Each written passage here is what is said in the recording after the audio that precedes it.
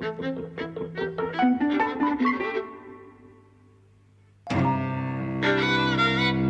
and welcome to Eavesdropping at the Movies. I'm Mike. And I'm José. And today we've seen Amsterdam, which is the new David O. Russell film. Yes.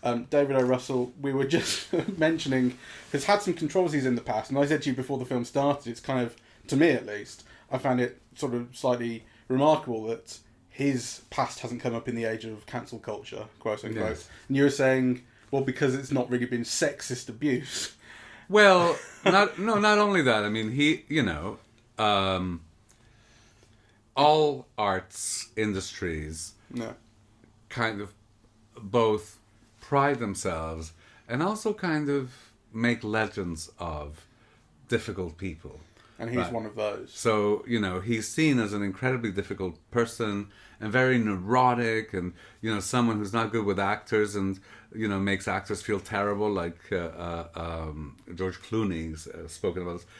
But I don't remember seeing anything that is directly due to racism or sexism or homophobia. It's just, or maybe there is, but I haven't heard that. I've just heard, that he screams at people and he treats people badly and, but that's kind of...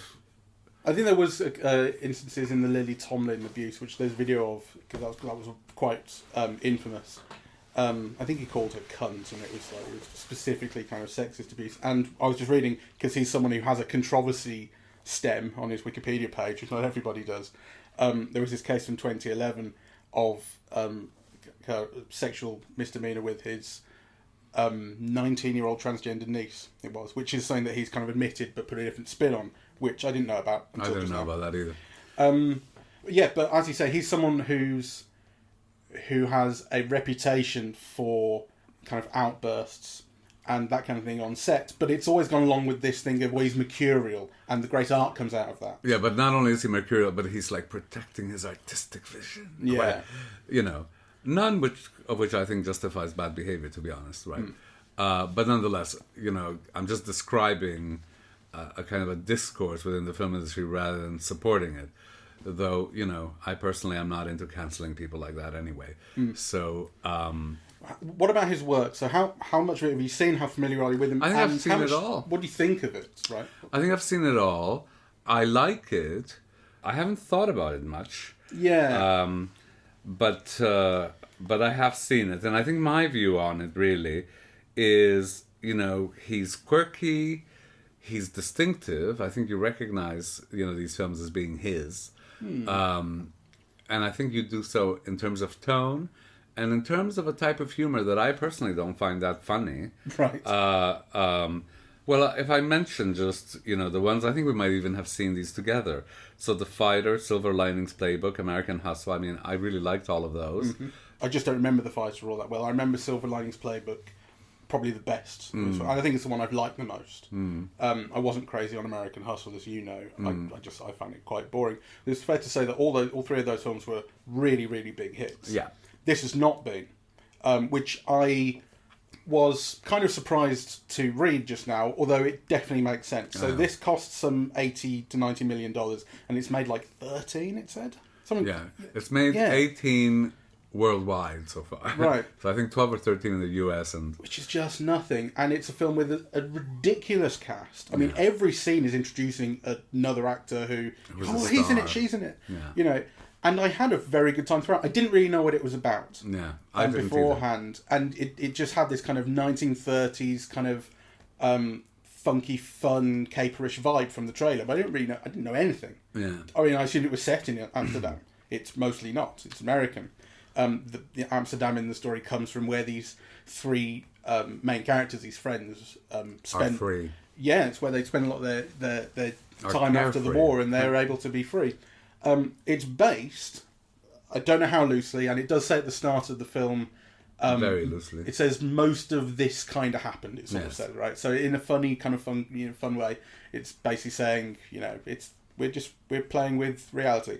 It's based on the business plot, which is something I'd never heard of, which is a political conspiracy, which happened in 1933, and at the end, we see an enacted scene of one of the people, a general, who was kind of involved in it, speaking to the American people, and Rob De Niro plays the equivalent character in this, although he's not given the same name, and he gives the same speech. They play simultaneously, so there is at least that basis in reality, but it may not be worth it's certainly not worth thinking, oh, how realistic is it? It's a caper vaguely based on reality. Yeah, it's a comic caper vaguely based on reality with a real message, which I have really ambivalent feelings about, in the sense that, of course, I support everything the message says. I think Robert De Niro makes that speech, and he's great, and the speech is great. And I also think, it's kind of obvious. Yeah, it is.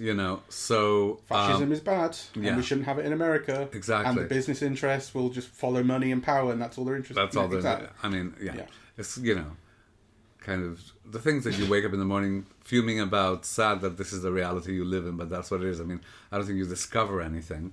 I think what you do discover is actorly quirks.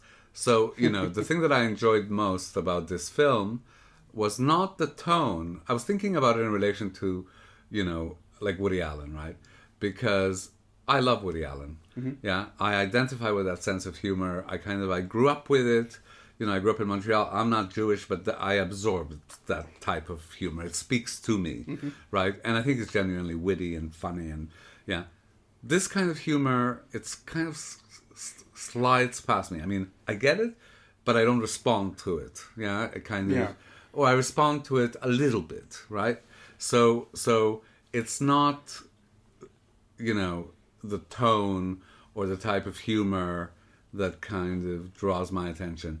It really is the actors, yeah. And you see them kind of, trying something. I mean, I don't like Christian Bale. I always at best admire him, because he's incredibly good, But again, he's one of those stars I don't personally warm to very much. But he's wonderful in this, I think. Yeah, absolutely. And it's the most fun I've had watching him in ages. Yes. And I don't think he has ever really got enough credit for how good a comic actor he is. And he is here. And I don't want to kind of lead people on to say it's a joke a minute, laugh out loud thing. It is about setting a comic tone, generally speaking. Yeah. It's about chuckle rather than a laugh. Yeah, and I'm noticing the silliness of... So there's a bit in the film, I laugh more than you. And I think I was in its vibe much more. There's a bit where... they kind of escaped from the sort of event they're involved in at the start of the film, and he's gone to his wife's house, and he's kind of been separated from his wife, and she's keeping him at arm's length, and he's hoping to win her back. And he goes to see her, and he's in a state. He always looks kind of crazy anyway. I like his hair in this film, and he's got this back brace on, so he's always kind of stooped and in a funny old shape. And she comes around, she sees him, and he'd stood at this kind of funny angle going, hey, oh, it's me. And I pissed myself. I was the only person in the cinema I laughed at that, but I thought it was really funny. Because it's just, he just holds himself and looks this way. And I guess, you could say that half of what I found so appealing and charming about him in this film is his look. I mean, I think his look is fantastic, and the hair and makeup that's been done to help present him is, I think, of great importance to what is likable about him. But he just sells everything about his character so beautifully and so charmingly. I think it's interesting because actually I think he's an actor who lacks charm. I think he can play charm, and he does here, but who lacks it, right? And in a way that's his strength, because he's not someone who's eager to please, right? Or who's eager to bring you on side, right? Which I think is what a lot of what charm is about, right?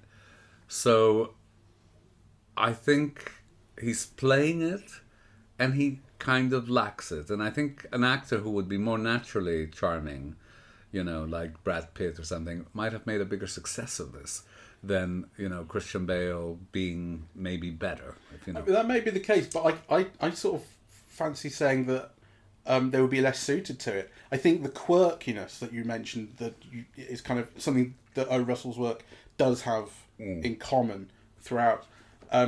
He represents very nicely, and he's quite self-effacing. Yes, and I love him in it. Yeah, but I think the value of the film for me lies in actually discovering those things about actors. So, for example, I love seeing Margot Robbie in this. You know, I think she's warm and she's open and she's incredibly beautiful and funny, right? And she does pratfalls and she's wonderful to see. Also, I loved Andrea Riseborough or Risborough. I don't know. Yeah, I think it might be Risborough, but she's cool and beautiful and viperly, right? Like again, wonderful. I think, and it has some of my favorite actors, Michael Shannon, who really doesn't get to do much. But it's always a pleasure when he pops up. Yeah. And what is it, Anya Taylor-Joy? Yeah, I mean, whom I loved in that chess television show. And I loved her. I think it was Enema, the Austen thing. Right. And again, she's very good in this. So Taylor Swift was a bit of a washout, but she's not bad. I actually thought she was very good. Yeah. And I think, it's doing a bit of a, and this is a spoiler, it's doing a bit of a Psycho thing where she's dead within 10 minutes. But she had been very convincing and played with the rest. She's playing with at least one actor who is of, much greater sort of experience and quality than her, in Christian Bale, and John David Washington, who is his friend and one of the other main characters. We've not seen a lot of him, but we have seen enough of him, I think, to start forming an opinion that I think he's a bit bland, typically. And there's not a lot in this film that gives me reason to reevaluate that opinion. It's true. But I do like him. And I think there's chemistry. I also think there's chemistry between Mike Myers and Michael Shannon. They form a little bit of a double act, and it's surprising how well it works. Yeah, and I love seeing Zoe Saldana as well. She was wonderful. Rami Malek as well. Yeah, and Rami Malek was wonderful. I mean, that is the movie. So if you like those actors, and if you love watching actors be loose and try things and kind of experiment, and this is a wonderful film to just kind of look at. I think it's a film that tries for substance and fails. Yeah.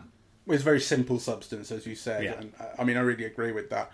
And like you, I kind of think, I agree with the messaging, the politics, and all that kind of stuff, but it's fairly bland. Yeah. It's interesting. I would be interested to actually read about the real business plot and see what the reality of what it's based on, because it's interesting. Basically, the idea of the plot that is uncovered in Amsterdam is that business interests are seeking to put this general, who is highly respected, in charge of the USA as a dictator. And this is in 1933, same time as Hitler rises to power, and the film is explicit about a kind of connection. These people have interests in Germany as well. So that's fascinating to hear about. Yeah. And also has relevance of thinking about the attempted coup of January 6th, a couple of years ago. I think that was probably the impetus for making it, that it spoke to that and showed a history of that, as well as a history of populist riling of people to get them to fight a war and then cutting them loose without any kind of help or benefit as soon as the war is over. Right, I mean, Yeah, the use of veterans in particular as kind of stooges. Yes. And that's also something that is, particularly in the US, of great kind of resonance, I think, because the veterans are given a really rough ride in America, and they're not taken care of at all. And that's something that, particularly I think since the Vietnam War, because there was conscription involved in the Vietnam War. So there's an added layer there of, I didn't choose to do this, and now you're treating me like shit after. Yeah. So there's a long kind of history of all those homeless people begging with one arm, after the Vietnam War, and of course you see antecedents here, in the First World War. Yeah. So also coming out as drug addicts or limbless and drug addicted. So kind of, I suppose that resonated a bit, but again, kind of not enough. I really wasn't emotionally involved with it beyond. Well, I was emotionally involved with the friendship, which is where the film ultimately ends up, and I think the film actually, if it starts going to kind of Casablanca place at the end with the leaving and the breakup, because it's a breakup of Christian Bale with Margot Robbie and John David Washington because they go off and we'll be friends and we'll see each other again in the future, but it's a breakup at this point. They're going off on a boat. And in the greater context of impending kind of fascist world, which obviously Casablanca is said. I think even the titles, it feels like Casablanca is the place and Amsterdam is the place, and there's some. It feels like it is in just the most vague way building upon or referring to Casablanca. Sure. There. But I found it really beautiful at the end, and I was moved when they left. And yeah, I wasn't. I mean, I wanted to be, because I think there is.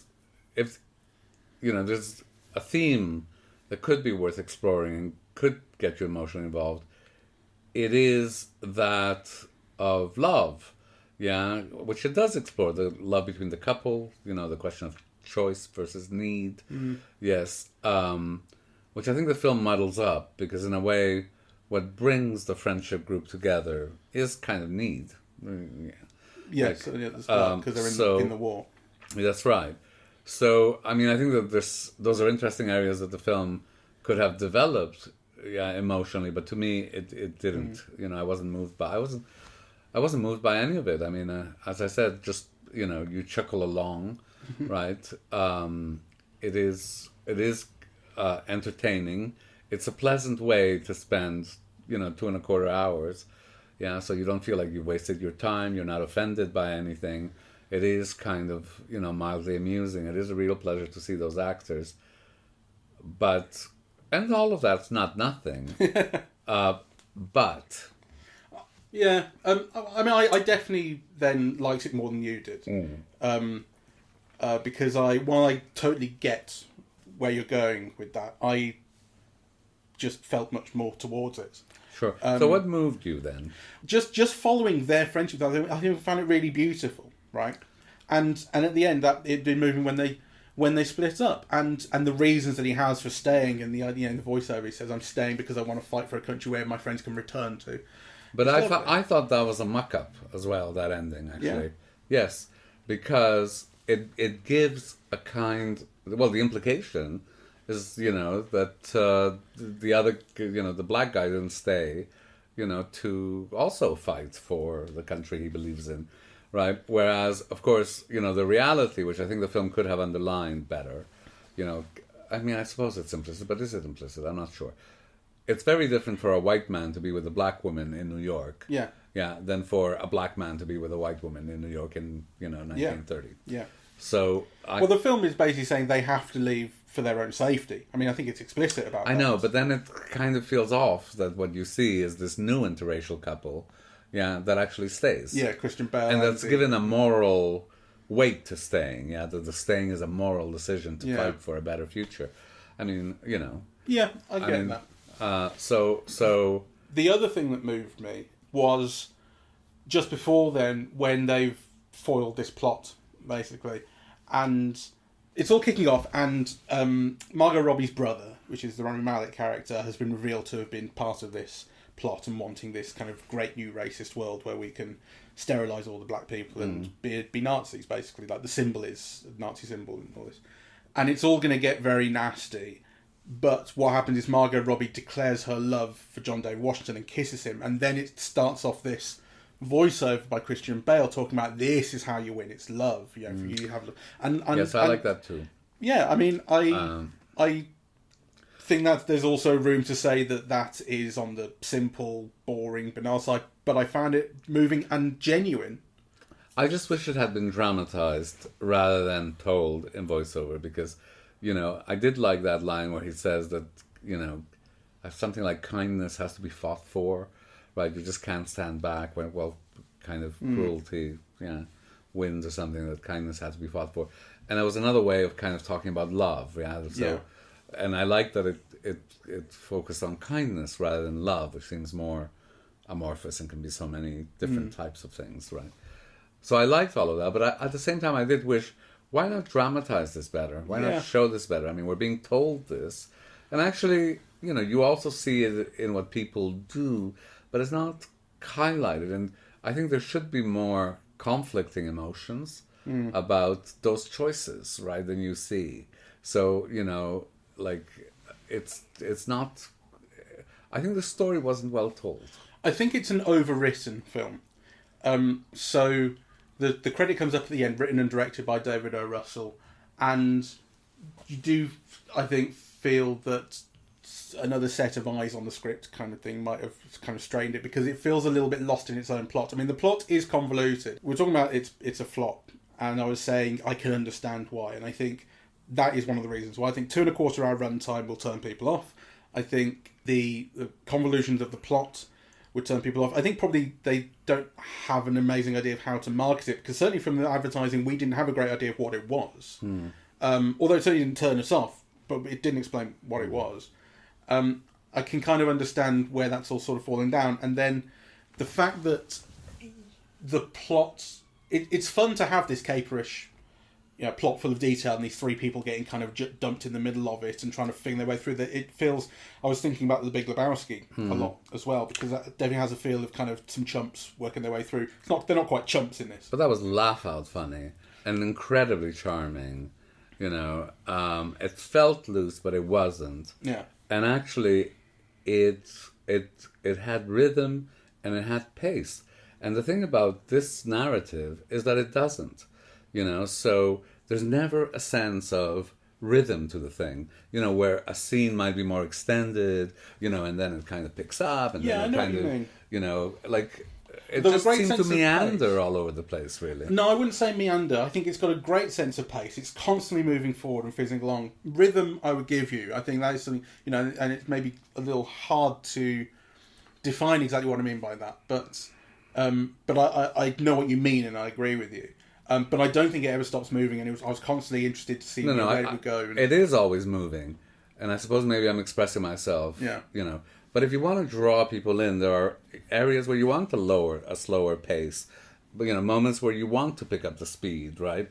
And you can work that all within the same tone. Whereas, I think here, everything was always moving from one thing to another, but there were no rhythms established, and there was no differentiation in pace to kind of bring in, or to even shape the material so that, some of it is funny and kind of some of it grabs you emotionally while still being slightly funny or whatever.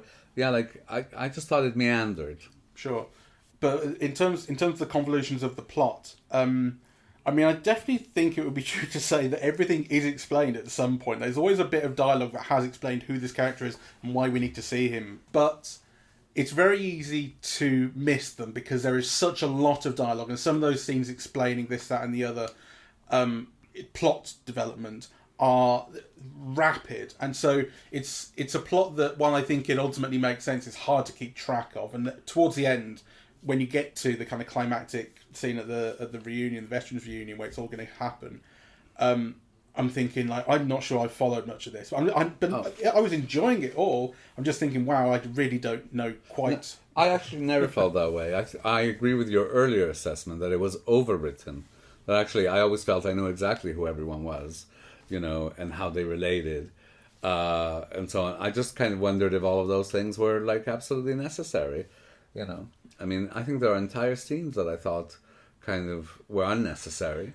I think they're necessary insofar as what I like is the constant development of or introduction of a new character or a new place or something. I like the constant novelty. Okay. There's involving novelty, that everything, there's something that they're going somewhere new, they're meeting someone new, or some new development has happened. I really like that about it. So I was getting lost in the plot, but I liked it all. Well, I suppose it could have worked. It didn't quite with me. Yeah. Also, I didn't think any of the jokes were funny enough. Well, yeah, they were mildly funny, but they weren't. You're a big funny. Laugher, and you weren't very much in this, and I found it much more funny than you did. I laughed. Yeah, you laughed, but it's I didn't feel it was driving you crazy with laughter either. No, but then I didn't know whether it was supposed to. I think it is this kind of general comic tone. I didn't know. I don't think that it was supposed to be a comedy. I didn't know anything. I didn't either. So it was. We went blind. A kind of pleasant surprise to find that it was making me laugh, and it was trying to. Well, I don't want to give the impression, because I said it was a pleasant way of spending 2.5 hours, but also I just didn't think it was very good, really. So it's a little too loose. It's funny. Early on, I was also thinking about Wes Anderson, and I think that's something that, in a funny way, I have always. I think it's because of I Heart Huckabees, and I think I don't remember I Heart Huckabees all that well. But I think it's because it's called I Heart Huckabees and it's got Jason Schwartzman and it is a bit kind of fun and existential. I was always like, is that a Wes Anderson film? And of course it's not. And so so it's always something that's just like and no one else should agree with this. It's just something that's always been in the back of my mind. It's like, oh, Wes Anderson is somehow connected to David O. Russell. No, but I think with Wes Anderson you get this feeling that he's like so kind and gentle and you know, like his films are like a little pillows of love, really. Whereas like there's a kind of a bitter, nasty edge to this meandering humour in David O. Russell. Well, at the start of this film, certainly the first kind of 10-15 minutes, I was really thinking of comparison with Wes Anderson because there was definitely there was something about the style, and it's partly the visual style because it has this 1930s setting and everyone is a little bit quirky, but particularly Christian Bale in his look, you know, and in his look and his performance, it kind of sells some of that. And